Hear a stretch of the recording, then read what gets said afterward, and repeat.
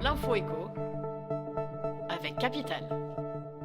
Le chiffre du jour, 500 000 barils. L'Arabie Saoudite va drastiquement réduire ses exportations quotidiennes d'or noir. Le ministre saoudien de l'énergie a annoncé qu'à partir de décembre, le royaume exporterait tous les jours 500 000 barils de pétrole de moins qu'en novembre. Le but étant de freiner la chute du prix du baril qui a perdu entre 20 et 25% de sa valeur en un mois. Si les cours sont déjà remontés de 2%, il devrait rester le seul pays producteur à prendre cette décision. Cependant, en cas d'accord sur la régulation du cours du pétrole, le prix du baril pourrait remonter. Pour rappel, il représente environ 30% du prix total du carburant à la pompe.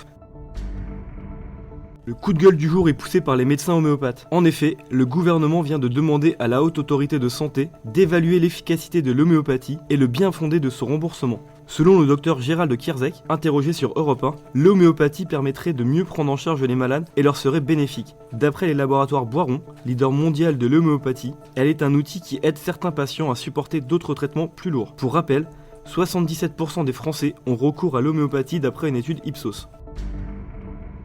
L'info pratique capitale.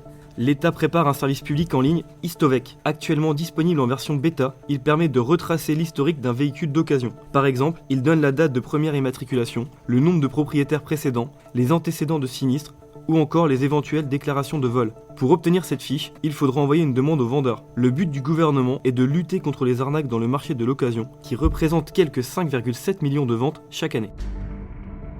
Et on termine avec les Autolib. Si le service parisien d'autopartage est fermé depuis août, certaines voitures électriques ne sont pas parties à la casse. Le garage Caravec en a acquis 3500 et a organisé une vente sur un parking de supermarché. Il fallait débourser 3700 € pour s'offrir un véhicule avec 100 000 km au compteur. Les acquéreurs de ces petites voitures électriques peuvent par ailleurs bénéficier de la prime à la conversion sous certaines conditions. Face au succès de la vente, d'autres devraient être organisés dans les mois à venir.